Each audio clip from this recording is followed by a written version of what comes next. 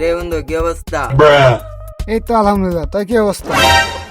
এই তো বন্ধু আলহামদুলিল্লাহ ভালো। তোর একটা কথা কই বেড়াইছি বন্ধু।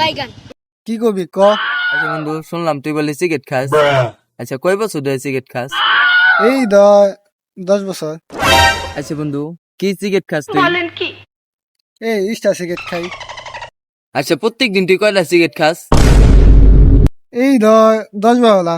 প্রত্যেক দিন 10টা খাস, তাহলে দৈনিক 100 টাকা, মাসে 3000, আর 10 বছরে 3,65,000 টাকা খেয়াল। কি কস বন্ধু, আমি এত থেকে খেয়ে লাইছি?